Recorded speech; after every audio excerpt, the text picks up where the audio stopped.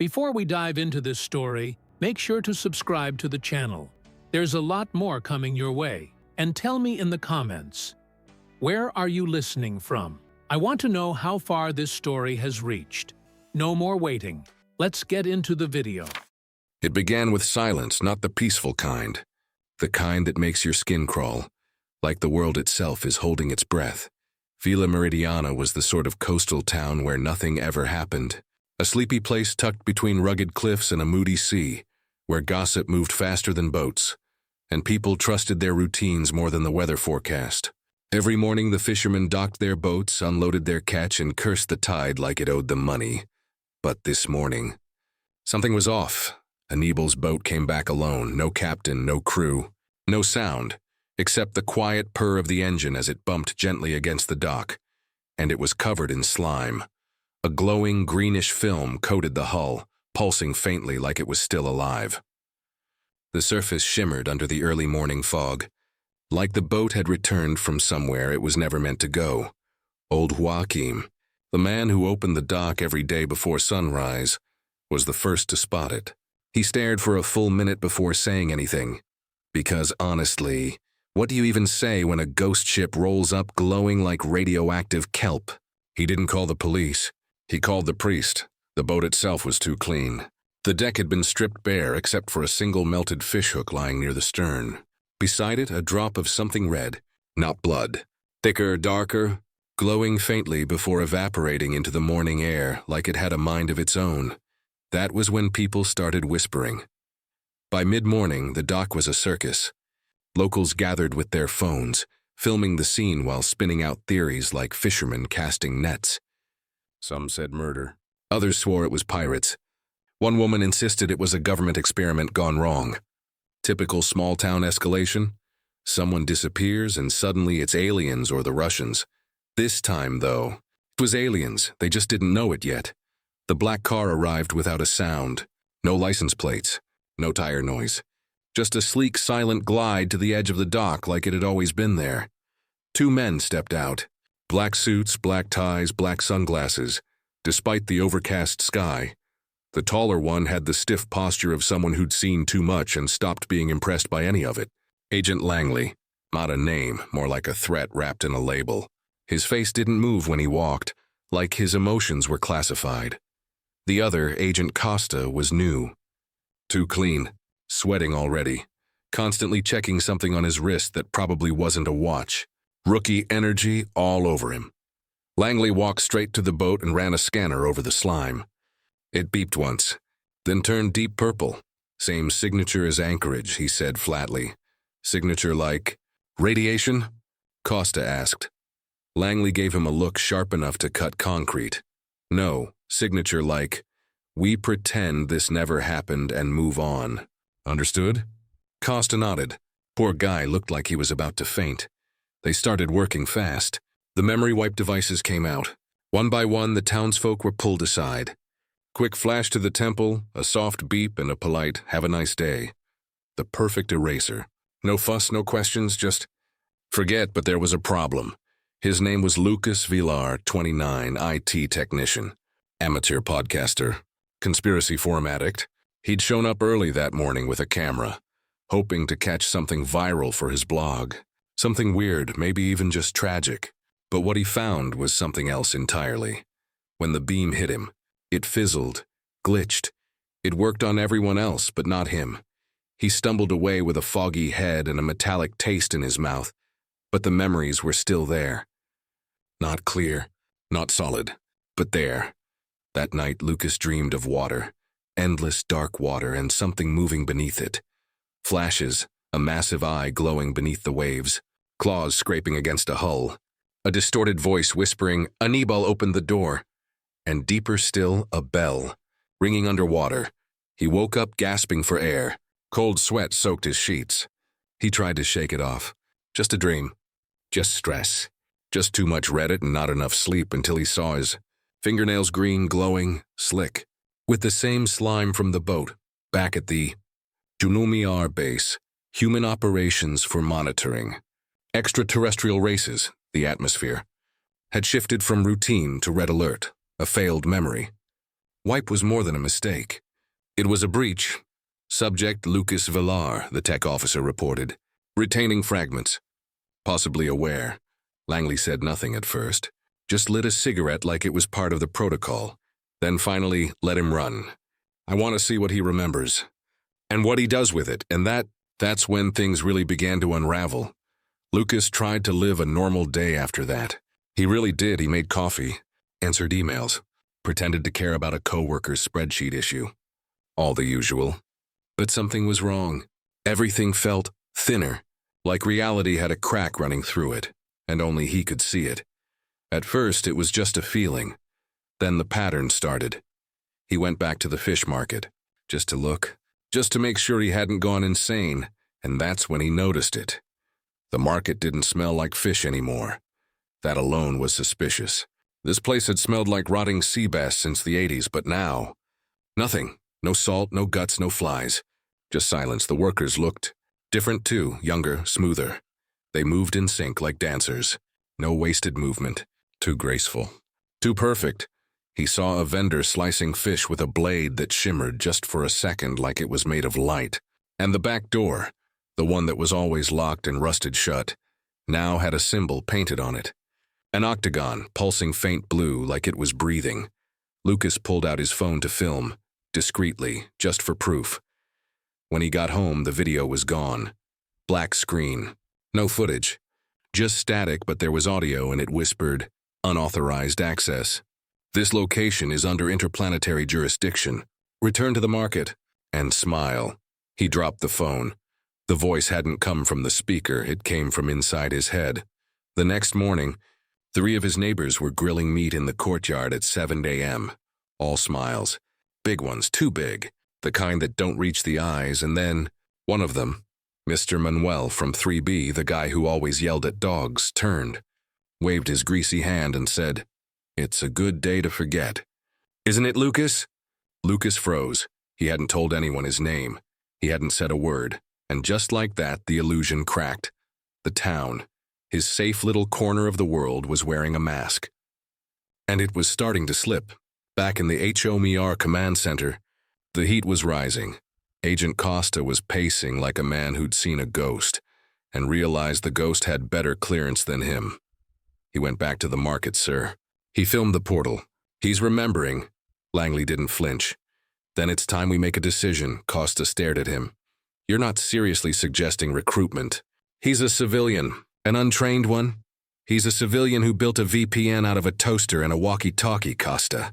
We've been tracking his blog for months. Kid's sharp. He's also stubborn, reckless, and thinks Men in Black is a documentary." Langley shrugged. "Perfect. That's exactly what we need." Costa's voice dropped to a whisper. "You saw the intercepted transmission, didn't you?" Langley nodded, jaw tight. "Yeah, I saw it." He turned to the screen. A waveform hovered. "Alien in origin." Translated, it said, "Rachthar approaching. Treaty broken. They come to hunt. Earth will be the first harvest." Lucas couldn't sleep. Not really. The dreams were turning into visions. Waking flashes. Pulses of knowledge that weren't his. Shapes he couldn't name. Equations he couldn't understand. He stopped pretending everything was fine. He grabbed his bag. A flashlight and a wrench, and went back. This time, he went through the back door. The glowing octagon didn't resist. It opened like it had been waiting. Inside was not a storage room. It was a corridor. Long, curved, lined with lights that adjusted to his heartbeat. The floor hummed like a living thing. And in the center, floating above a dais of glass and mist, was a portal. A swirling window into another world. No. Worlds. And they were looking back. Figures moved within the mist. Some tall, some small. One looked like a child. One looked like a shadow with eyes.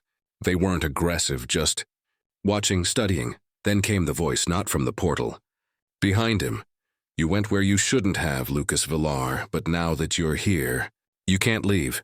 He turned. Langley Costa behind him, weapon drawn but trembling. Lucas took a step back, but Langley raised a hand. "No tricks. No wipes. You're too deep now." Lucas's voice cracked. "What is this place? What are they? Why do my neighbors talk like robots?" Langley walked forward. "This town is a containment zone. Earth is a neutral ground, a refugee hub. The people you see around you, they're not people. Not exactly, Lucas shook his head. No way. That's insane. It's the truth, he pointed to the portal. This is a way station. There are hundreds of them on Earth, hidden, monitored, protected. By you, Langley nodded. H.O.M.E.R. protects Earth from exposure, from threats, from itself, Lucas frowned. You're not just keeping secrets.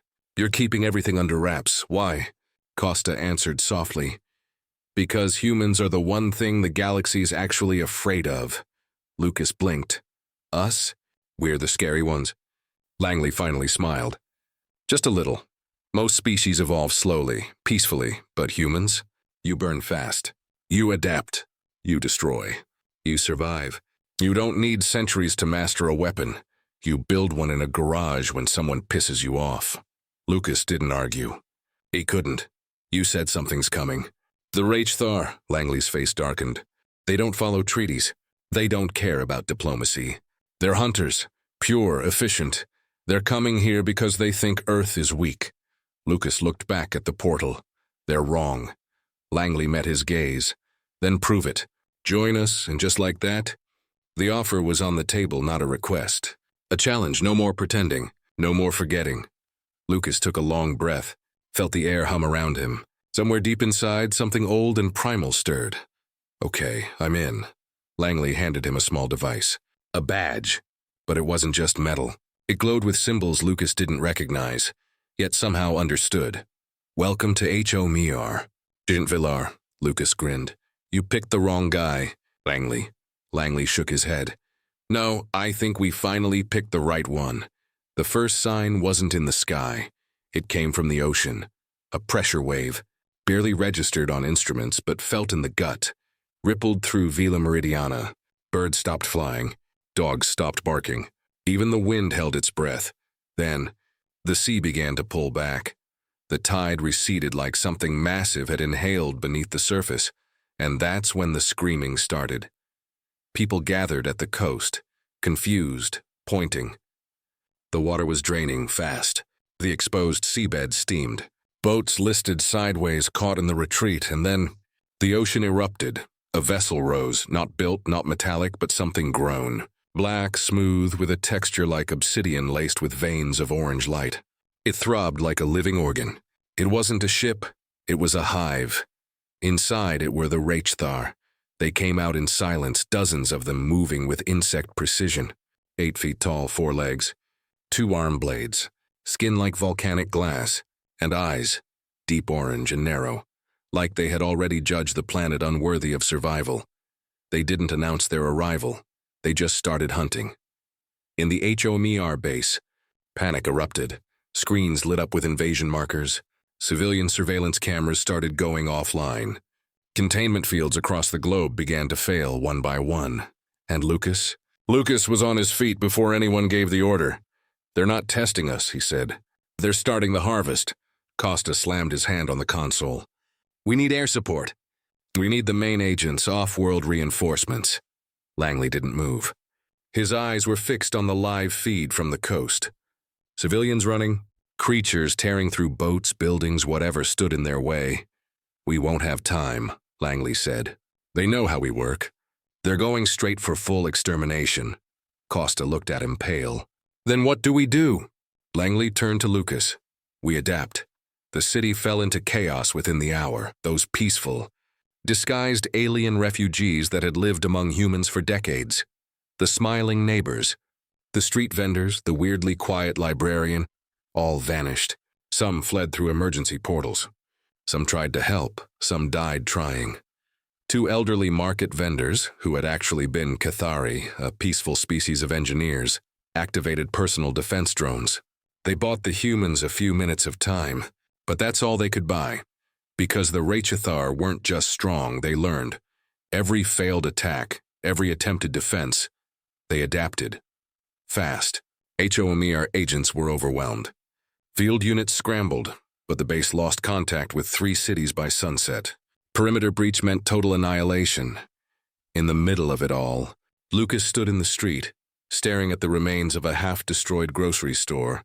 Breathing heavy, hands shaking, he watched one of the creatures cut down a group of panicked townspeople, and something in him snapped, not fear, not Drudy focus. He raided an abandoned workshop, gas, canisters, cables, drone parts, a leaf blower, 4 battery packs, a crowbar, a crate of fireworks someone forgot to use in June. He worked fast. 2 hours later, he emerged carrying something that looked like it belonged in a scrapyard-themed sci-fi film. A weapon? Not quite. A device, improvised, ugly, dangerous. Langley saw him and frowned. What the hell is that? Lucas didn't even stop walking. Portable shockwave emitter, homemade. Will either stun them or electrocute me. Want to find out? Langley smirked. Just barely. Test it. The next encounter wasn't planned. A scout H.O.M.E.R broke through the old fish market wall, charging toward a group of civilians holed up inside. Lucas stood in its path, legs braced, heart thundering in his chest. He waited until it was 10 feet away, then triggered the device. The burst of sound and light exploded out, frying electronics and sending shockwaves through the air. The creature stumbled, stunned long enough for Langley to fire a charged round into its neck. It fell, screeching, not in pain. In anger, it got back up, but now it knew what humans could do, and it hesitated. The shift was. Immediate H.O.M.E.R scouts started pulling. Back, reassessing. They weren't used to prey that fought. Back, Langley watched them retreat into formation and turned to Lucas. They're recalculating. They thought we were cattle, Lucas muttered. Now they know we bite. He looked around at the civilians, ordinary people, tired, terrified, bleeding, and said the one thing no one expected. Give me control. Costa blinked. Of what? The defense grid. The comms. The armory. Give me everything you've got left and I'll give them a war. Langley hesitated, then handed over the access key. That night, Lucas became something else, not an agent, a general. He turned hardware stores into bunkers, converted streetlights into EMP launchers, wired old vending machines to deploy flares, connected satellite dishes into improvised radar systems. Kids ran messages on bikes. Grandparents armed Molotovs. Stray dogs carried medical supplies. The city wasn't just resisting, it was fighting back, and the H.O.M.E.R, they started dying, not because of superior tech, not because of alien weaponry, but because they underestimated the madness of human creativity. Lucas led from the front, dirty, bleeding, laughing like a man who finally found his purpose. When a creature charged him in the city square, he triggered a rigged car battery in a puddle and electrocuted it mid-leap.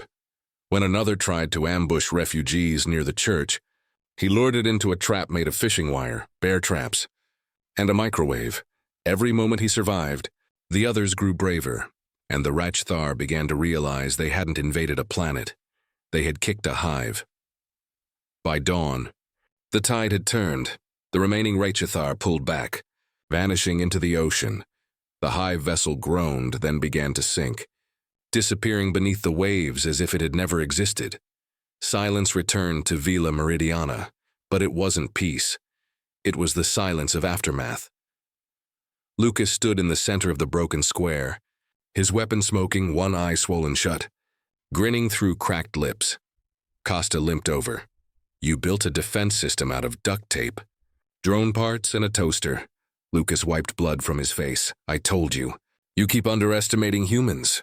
That's your first mistake. Langley walked up, his expression unreadable. Lucas Vilar, welcome to the real war. Lucas looked at the smoking ruins, the survivors tending to the wounded, the alien refugees offering what they could. Then he looked Langley dead in the eye. They thought we were prey. Langley nodded. They won't make that mistake again. The skies cleared slowly, as if even the clouds had been watching. All around Vila Meridiana, the streets were scorched, buildings cracked, and silence reigned.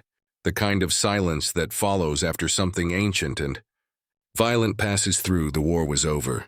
For now, Lucas stood at the highest point of the town, the roof of the collapsed lighthouse. Now a communications tower cobbled together from wreckage and salvaged tech. He could see it all from here. The black burn marks where the first H.O.M.E.R dropped. The crater where the alien vessel had sunk into the sea. The makeshift refugee camp in the schoolyard. where humans and aliens alike were eating soup and patching wounds. Down below, a kid used a garden hose to clean green blood off a stop sign. Normalcy, or something like it, was already trying to grow back. Langley climbed up the metal stairs, his suit a shredded version of its former self. He looked exhausted, and for the first time human. Lucas didn't turn to greet him. He just lit a cigarette with shaky fingers, watching smoke rise above the ruins. "They're gone," Langley said. Lucas exhaled. "For now. We've seen them do this to other worlds," Langley said. "But none of them pushed back like this." Lucas glanced sideways. "No," Langley shook his head. "Most tried to negotiate or hide. Or run," Lucas chuckled, bitter and dry. "Yeah, we're not good at any of those. You're not supposed to be." Langley tossed something down beside him in a new badge, silver and sleek. Lucas picked it up.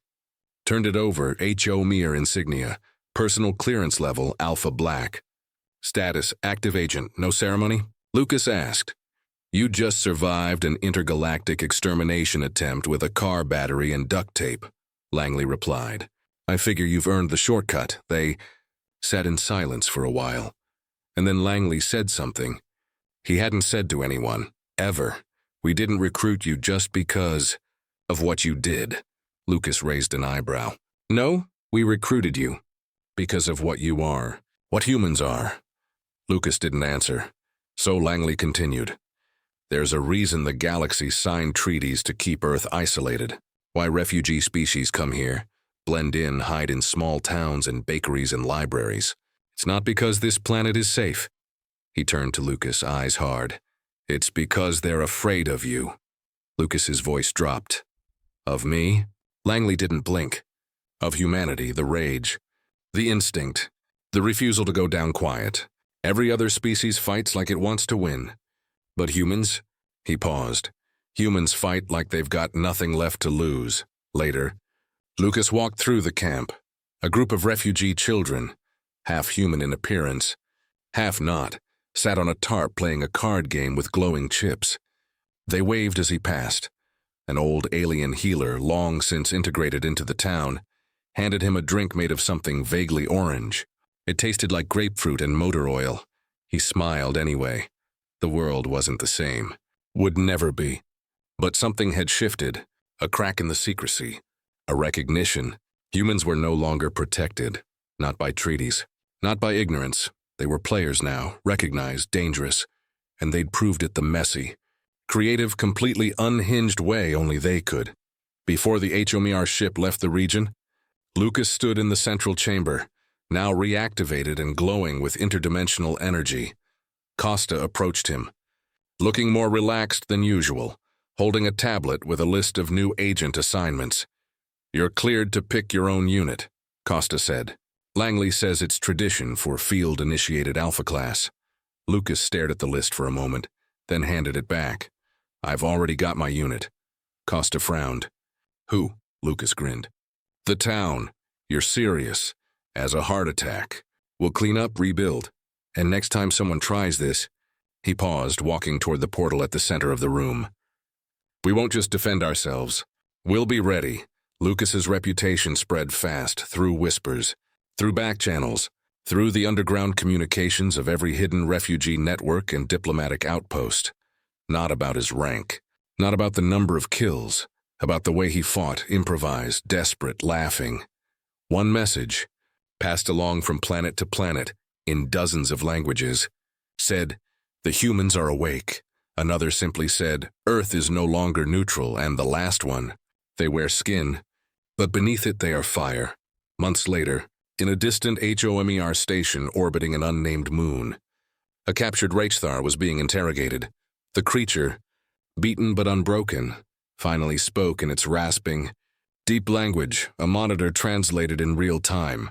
"We thought they were weak," the agent leaned forward. "And now we know." The agent raised an eyebrow. "Know what?" The H.Thar's eyes flickered with something alien and unmistakably familiar. "The most dangerous predator in the galaxy wears human skin."